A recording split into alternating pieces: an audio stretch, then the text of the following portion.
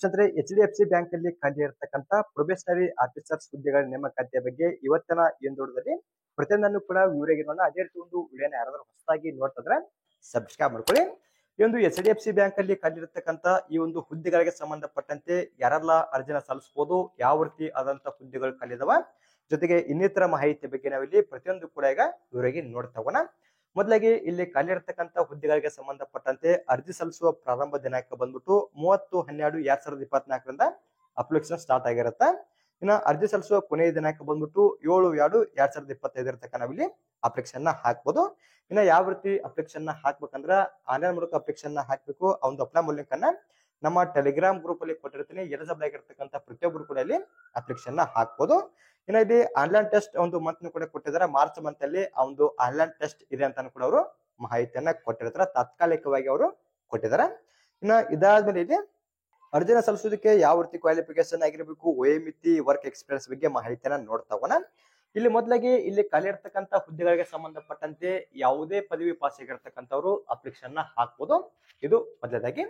ಇನ್ನ ಜೊತೆಗೇನೆ ಇಲ್ಲಿ 1 ರಿಂದ 10 ವರ್ಷದ ತನಕ ಎಕ್ಸ್ಪೀರಿಯನ್ಸ್ ಆಗಿರಬೇಕು ಸೇಲ್ಸ್ ಬಗ್ಗೆ ಅಂತ ಮಾಹಿತಿಯನ್ನ ಕೊಟ್ಟಿರ್ತಾರ. 1 ರಿಂದ 10 ವರ್ಷದ ತನಕ ಸೇಲ್ಸ್ ಬಗ್ಗೆ ಯಾರ್ದೆಲ್ಲ ಎಕ್ಸ್ಪೀರಿಯನ್ಸ್ ಆಗಿರುತ್ತೆ, ಯಾವುದೇ ಪದವಿ ಆದ್ಮೇಲೆ ನೀವು ಇಲ್ಲಿ ಅಪ್ಲಿಕೇಶನ್ ಹಾಕ್ಬೋದಾಗಿರುತ್ತೆ. ಇದು ಎಜುಕೇಶನ್ ಕ್ವಾಲಿಫಿಕೇಶನ್ ಮತ್ತು ಎಕ್ಸ್ಪೀರಿಯನ್ಸ್ ಬಗ್ಗೆ ಮಾಹಿತಿ ಆಗಿರುತ್ತೆ. ಕರೆಕ್ಟ್ ಆಗಿ ಚೆಕ್ ಮಾಡ್ಕೊಳ್ಳಿ. ಇನ್ನ ವಯೋಮಿತಿ ಬಂದ್ಬಿಟ್ಟು ಇಲ್ಲಿ 35 ವರ್ಷಕ್ಕಿಂತ ಒಳಗಡೆ ಇರತಕ್ಕಂಥವ್ರು ಅಪ್ಲಿಕೇಶನ್ ಹಾಕ್ಬೋದಾಗಿರುತ್ತೆ. ಕರೆಕ್ಟ್ ಆಗಿ ಚೆಕ್ ಮಾಡ್ಕೊಳ್ಳಿ. ಇನ್ನ ಕನಿಷ್ಠವಾಗಿ 18 ವರ್ಷ ಆಗಿರಲೇಬೇಕು.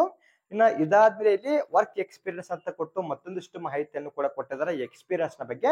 ಇಲ್ಲಿ ಕನಿಷ್ಠವಾಗಿ 1 ರಿಂದ 10 ವರ್ಷಗಳ ಕಾಲ ಸೇಲ್ಸ್ ಎಕ್ಸ್ಪೀರಿಯನ್ಸ್ ಆಗಿರಬೇಕು ಯಾವುದೇ ಒಂದು ಆರ್ಗನೈಸೇಷನ್ ಅಲ್ಲಿ. ಇನ್ನ active service of previous work experience may be counted and fixed for each candidate upon the sole directions of the bank based on experience ಅಂತ ಕೊಟ್ಟಿರ್ತಾರೆ.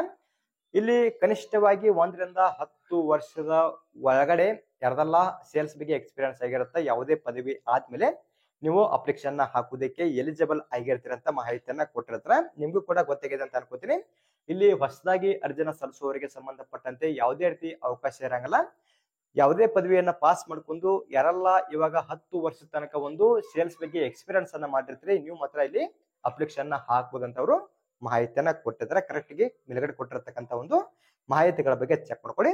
ಇನ್ನ ಪ್ರೊಬೇಷನರಿ ಪೀರಿಯಡ್ ಬಂದ್ಬಿಟ್ಟು 6 ತಿಂಗಳ ಕಾಲ ಒಂದು ಪ್ರೊಬೇಷನರಿ ಪೀರಿಯಡ್ ಇರುತ್ತೆ.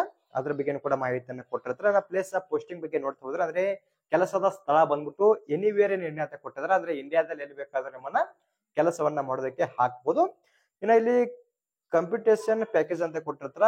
ಇಲ್ಲಿ 3 ಲಕ್ಷ ರೂಪಾಯಿ ಅಂದ್ರೆ 12 ಲಕ್ಷ ರೂಪಾಯಿ ತನಕ ಅವರು ಒಂದು ಸ್ಕೇಲ್ ಬಗ್ಗೆ ಕೂಡ ಮಾಹಿತಿಯನ್ನ ಕೊಟ್ಟಿದ್ದಾರೆ. ಕರೆಕ್ಟ್ ಆಗಿ ನೀವು ಇಲ್ಲಿ ಚೆಕ್ ಮಾಡಬೇಕಾಗತ್ತ. ಇನ್ನ ಆಯ್ಕೆ ವಿಧಾನದ ಬಗ್ಗೆ ಮಾಹಿತಿಯನ್ನ ನೋಡ್ತಾ ಹೋದ್ರ ಇಲ್ಲಿ ಆನ್ಲೈನ್ ಟೆಸ್ಟ್ ಮತ್ತು ಪರ್ಸನಲ್ ಇಂಟರ್ವ್ಯೂನ ಮೂಲಕ ಇಲ್ಲಿ ಆಯ್ಕೆಯನ್ನ ಮಾಡ್ಕೋತಾರ. ಇಂದು ಆನ್ಲೈನ್ ಟೆಸ್ಟ್ ಬಂದ್ಬಿಟ್ಟು ತಾತ್ಕಾಲಿಕವಾಗಿ ಎದಕ್ಕೂ ಮುಂಚೆ ಅವರು ಮೇಲ್ಗಡೆ ಮಂತ್ ಅನ್ನ ಕೊಟ್ಟಿದ್ರು. ಮಾರ್ಚ್ ಮಂತ್ ಅಲ್ಲಿ ಆನ್ಲೈನ್ ಟೆಸ್ಟ್ ಇರುತ್ತಂತ. ಇನ್ನ ಇವಾಗ ಇಲ್ಲಿ ಒಂದು ಎಕ್ಸಾಮ್ ಗೆ ಸಂಬಂಧಪಟ್ಟಂತ ಇನ್ನೂ ಹೆಚ್ಚಿನದಾಗಿರ್ತಕ್ಕಂಥ ಮಾಹಿತಿಯನ್ನು ಕೂಡ ಕೊಟ್ಟಿರ್ತಾರ. ನೀವು ಕರೆಕ್ಟ್ ಆಗಿ ಚೆಕ್ ಮಾಡ್ಕೊಂಡು ಎಲಿಜಿಬಲ್ ಆಗಿರ್ತಕ್ಕಂಥ ಪ್ರತಿಯೊಬ್ಬರು ಕೂಡ ಇಲ್ಲಿ ಅರ್ಜಿನ ಸಲ್ಲಿಸಬಹುದು. ಇನ್ನ ಹೌ ಟು ಅಪ್ಲೈ ಅಂತ ಕೊಟ್ಟಿದ್ರ. ಇಲ್ಲಿ ಯಾವ ರೀತಿ ಅರ್ಜಿನ ಸಲ್ಲಿಸೋದು ಅಂತ ಪ್ರತಿಯೊಂದು ಹಂತವನ್ನು ಕೂಡ ಕೊಟ್ಟಿರ್ತಾರ. ನಿಮ್ಗೆ ಏನಾದ್ರು ಅರ್ಜಿ ಸಲ್ಲಿಸೋದ್ರ ಬಗ್ಗೆ ಗೊತ್ತಾಗದಲ್ಲಿ ಇಲ್ಲಿ ಕೆಳಗಡೆ ಕೊಟ್ಟಿರ್ತಕ್ಕಂಥ ಹಂತಗಳನ್ನ ಫಾಲೋ ಮಾಡ್ಕೊಂಡು ಕೂಡ ನೀವು ಇಲ್ಲಿ ಈಸಿಯಾಗಿ ಅರ್ಜಿನ ಸಲ್ಲಿಸಬಹುದಾಗಿರುತ್ತೆ. ಇನ್ನ ಒಂದು ಅಪ್ಲಿಕೇಶನ್ ಫೀ ಬಗ್ಗೆ ನೋಡ್ತಾ ಹೋದ್ರ ಇಲ್ಲಿ ಎಲ್ಲಾ ಕ್ಯಾಟಗರಿ ಅಭ್ಯರ್ಥಿಗಳಿಗೆ ಸಂಬಂಧಪಟ್ಟಂತೆ 479 ರೂಪಾಯಿ ಪೇ ಇರುತ್ತೆ. ಈ ಒಂದು ಫೀ ಅನ್ನ ನೀವು ಇಲ್ಲಿ ಆನ್ಲೈನ್ ಮೂಲಕ ಅರ್ಜಿನ ಸಲ್ಲಿಸುವಾಗಲೇ ಪೇ ಮಾಡಬೇಕಾಗತ್ತ.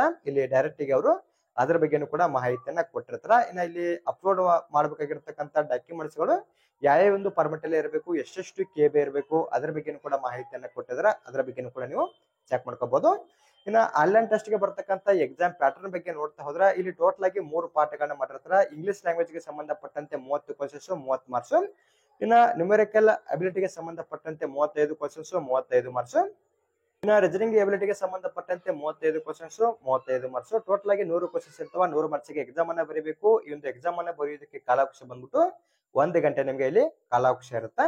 ಇನ್ನ ಒಂದು ಎಕ್ಸಾಮಿನೇಷನ್ ಲ್ಯಾಂಗ್ವೇಜ್ ಬಂದ್ಬಿಟ್ಟು ಇಂಗ್ಲಿಷ್ ಅಲ್ಲಿ ಮಾತ್ರ ನೀವು ಎಕ್ಸಾಮ್ ಅನ್ನ ಬರೀಬಹುದಾಗಿರುತ್ತೆ. ಇನ್ನ ಇಲ್ಲಿ ನೆಗೆಟಿವ್ ಮಾರ್ಕ್ಸ್ ಕೂಡ ಇರುತ್ತೆ. ಯಾವ ರೀತಿ ನೆಗೆಟಿವ್ ಮಾರ್ಕ್ಸ್ ಇದೆ ಅಂದ್ರೆ ನಿಮ್ದು ಏನಾದ್ರು ಒಂದು ತಪ್ಪದಲ್ಲಿ 0.25 ಮಾರ್ಕ್ಸ್ ಕಟ್ ಆಗುತ್ತಾ. ಟೋಟಲ್ ಆಗಿ 4 ತಪ್ಪದಲ್ಲಿ ಒಂದು ಸೇರಿ ಇರ್ತಕ್ಕಂಥ ಮಾರ್ಕ್ಸ್ ಕೂಡ ಇಲ್ಲಿ ಕಟ್ ಆಗುವಂತದ್ದು. ಅಂದ್ರೆ ಒಂದು ನೆಗೆಟಿವ್ ಮಾರ್ಕ್ಸ್ ಬಂದ್ಬಿಟ್ಟು 1/4 ನೆಗೆಟಿವ್ ಮಾರ್ಕ್ ಕೂಡ ಇಲ್ಲಿ ಇರ್ತಕ್ಕಂಥದ್ದು. ಇದು ಒಂದು ಎಕ್ಸಾಮ್ ಪ್ಯಾಟರ್ನ್ ಆಗಿರುತ್ತೆ, ಕರೆಕ್ಟ್ ಆಗಿ ನೀವು ಇಲ್ಲಿ ಚೆಕ್ ಮಾಡಬೇಕಾಗತ್ತಾ. ಇನ್ನ ಡೌನ್ಲೋಡ್ ಆಫ್ ಕಾಲ್ ಲೆಟರ್ ಅಂತ ಕೊಟ್ಟಿರ್ತಾರ, ಒಂದು ಅಡ್ಮಿಟ್ ಕಾರ್ಡ್ ನೀವು ಇಲ್ಲಿ ಕೊಟ್ಟಿರ್ತಕ್ಕಂಥ ಈ ಒಂದು ವೆಬ್ಸೈಟ್ ನಲ್ಲಿ ಡೌನ್ಲೋಡ್ ಮಾಡ್ಕೋಬೇಕಂತ ಅವರು ಮಾಹಿತಿಯನ್ನ ಕೊಟ್ಟಿರ್ತಕ್ಕಂಥದ್ದು.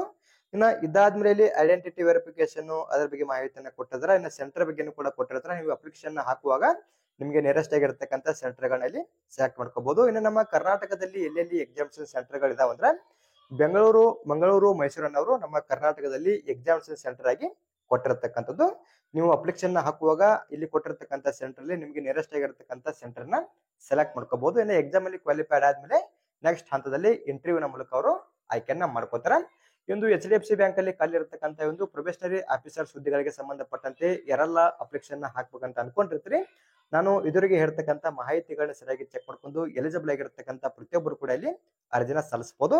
ಅದೇ ರೀತಿ ಒಂದು ಅಪ್ಲೈ ಲಿಂಕ್ ಅನ್ನ ನಮ್ಮ ಟೆಲಿಗ್ರಾಮ್ ಗ್ರೂಪ್ ಅಲ್ಲಿ ಕೊಟ್ಟಿರ್ತೀನಿ. ಅದೇ ರೀತಿ ಒಂದು ಮಾಹಿತಿ ನಿಮ್ಗೆ ಇಷ್ಟವಾದಲ್ಲಿ ನಮ್ಮ ಚಾನಲ್ ನ ಸಬ್ಸ್ಕ್ರೈಬ್ ಮಾಡಿ ಹಾಗೆ ಲೈಕ್ ಮಾಡ್ರಿ. ನಿಮ್ಮ ಸ್ನೇಹಿತರು ಕೂಡ ಶೇರ್ ಮಾಡಿ, ಅವರು ಕೂಡ ಇಲ್ಲಿ ಖಾಲಿ ಇರತಕ್ಕಂಥ ಹುದ್ದೆಗಳಿಗೆ ಸಂಬಂಧಪಟ್ಟಂತೆ ಅರ್ಜಿನ ಸಲ್ಲಿಸಲಿ. ಅದೇ ರೀತಿ ಮತ್ತೆ ಮುಂದಿನ ವಿಡಿಯೋದಲ್ಲಿ ಭೇಟಿ ಆಗೋಣ. Thanks for watching.